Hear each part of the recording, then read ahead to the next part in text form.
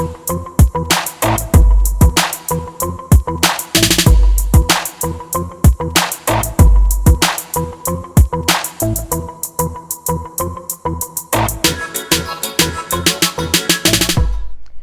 everybody, thank you for coming back to my channel. My name is Daisy Daniel. I am a personal resilience life coach, and this is my first video ever since the coronavirus outbreak in the world, the United States, and we're all suffering and feeling the effects of this horrible virus. I have a little personal story I wanted to share today because I think it will help some of you to keep things in perspective.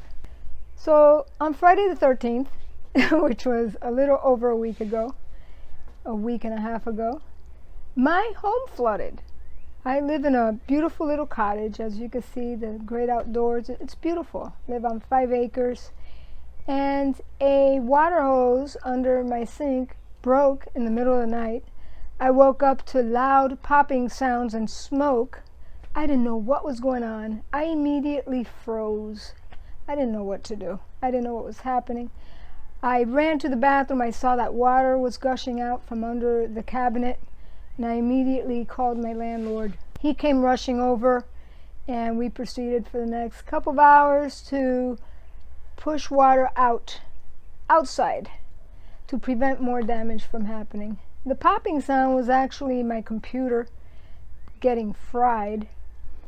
I am just now calming down from the effects of everything because, you know, along with that, I lost one of my major jobs, which is that of being a substitute teacher. Along with coaching, I'm also a substitute teacher, sharing awareness in the public schools, and all of that came to a halt.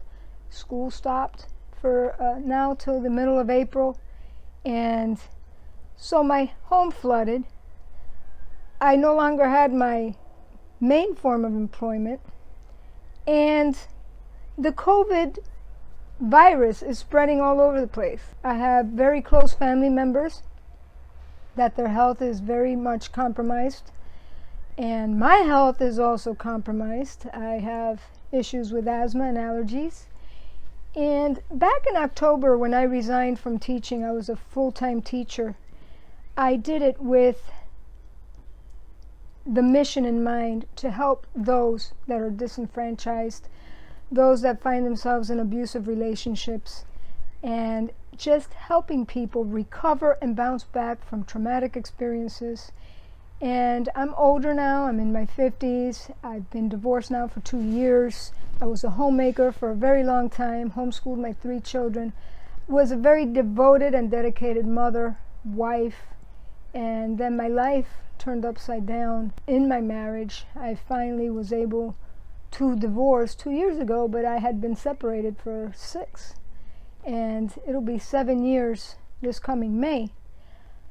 And I learned to reinvent myself, and it was a very difficult process. In October, I resigned because I wanted to dedicate myself full-time to helping people who find themselves in the same situation as I was 7 years ago. So I resigned and started working on my business, as well as substitute teaching, sharing awareness in the public schools. Interestingly enough, one of the things that I share in all the middle schools I go to and high schools is the danger of vaping, because that's such a huge thing. And now they're finding a connection with vaping and the large number of the younger population that are having very adverse effects to the coronavirus because of vaping. And I just thank God that I had the presence of mind to have that at the forefront of my talks that I have with all my students, whatever school I go to. That's one of them. I talk about many other things, bullying, abuse, and different things that they go through in the schools, which I will save all that for another video. But I did that, but I also took a large hit for that decision.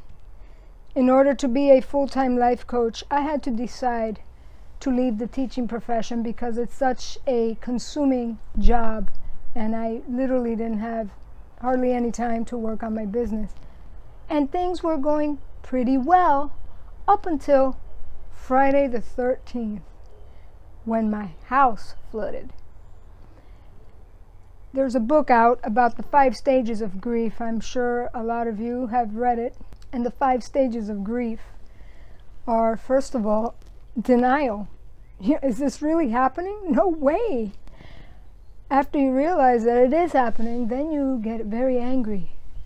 That's where I was a few years ago, after separating from my husband and losing my kids to parental alienation. Very angry. Still dealing with that.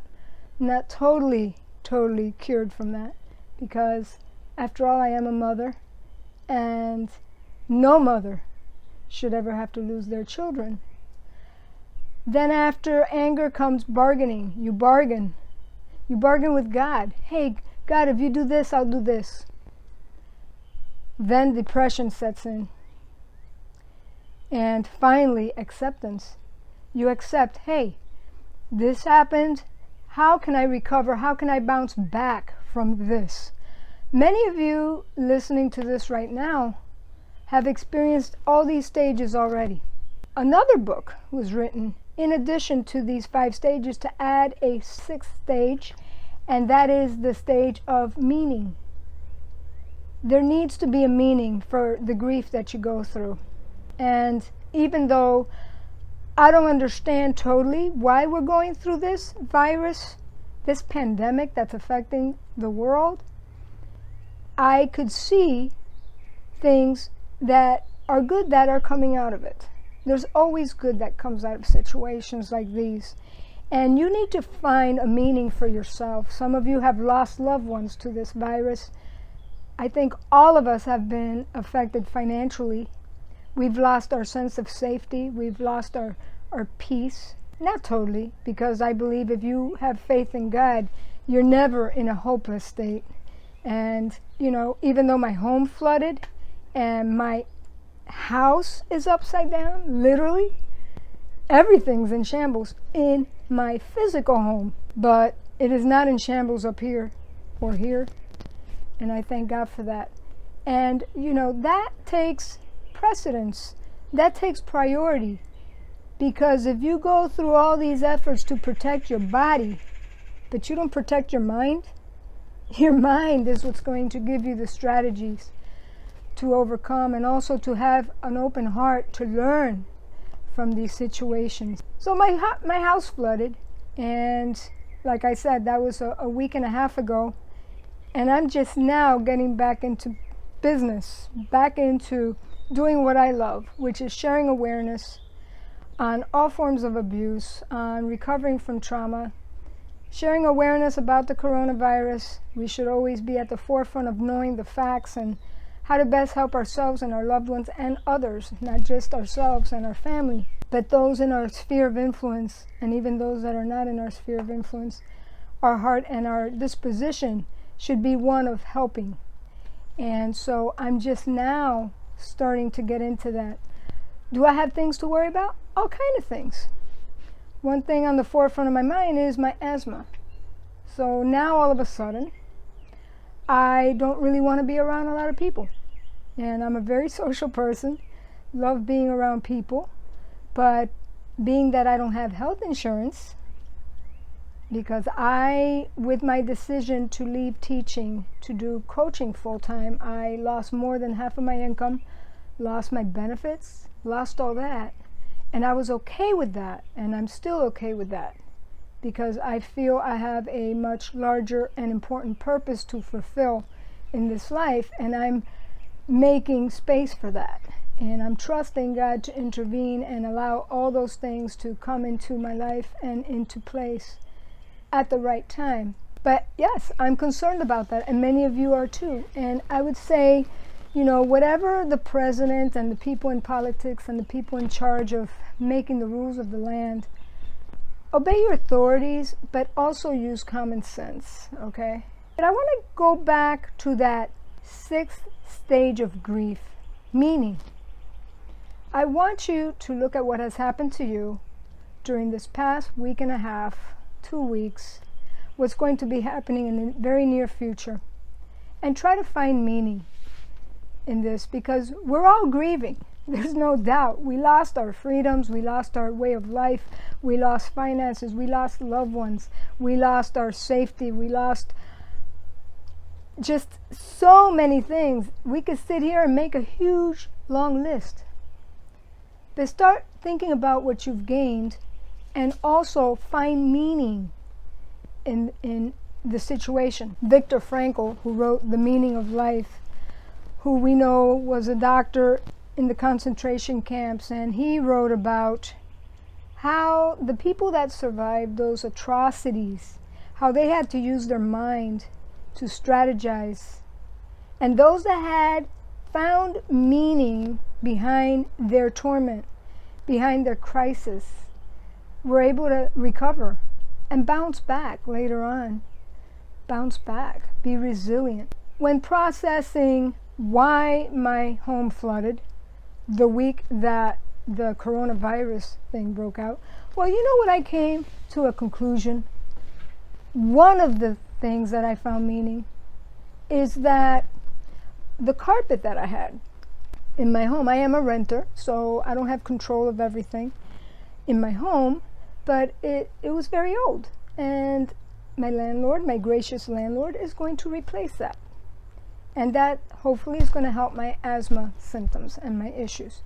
So that's a very good thing that came out of it. Many good things came out of it, actually. One is that I didn't get electrocuted when I'm standing in the water holding my phone calling my landlord. Yes, I did not have the presence of mind at the moment because it was just so traumatic to know what to do. I could have gotten electrocuted. My beautiful 2 cats that I adore could have gotten electrocuted. Many horrible things could have happened. I believe I lost my computer, but I don't know for sure until I am able to take it and have it looked at. But that's really not a lot of damage if you think about it, considering what could have happened if I had not woken up and the whole place would have flooded, all my furniture, everything destroyed. And by the way, I didn't have renter's insurance either. So it could have been a lot worse. If you're breathing well today, you are quarantined in your home, you are blessed. You are very blessed. Are you bored? Maybe. If you need things to do, reach out to me. I will give you a slew of ideas of things to do. I've never been bored a day in my life, and I will never be bored. This life is too interesting and too exciting and too fun. Even if you're in your house, I'll give you ideas if you don't know what to do with your free time. So those are the things I learned that I have found meaning in. As this progresses, I will find more meaning in what's happening right now. And as far as going back into the schools, I don't know that I'm ready for that, given my asthma issues. So I'm really praying and just asking God to open the doors of my coaching business, and to guide me to where I need to be, where my voice needs to be heard, what the people need to hear. And I will tell you that the passion I have is through the roof, and that has never dwindled in the least bit. And actually, when I was going through my little crisis in my home, everything's packed up, by the way. Here's another meaning that I found, is that now I have time to declutter and become more, what's the word? Minimalist.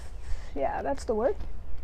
Become more of a minimalist, which is something I've had tucked in the back of my mind for a couple years now, just to declutter, become more of a minimalist. Now I'm going to have the chance to do that. Why? Because my house is in boxes right now. Everything except a little computer, laptop of mine.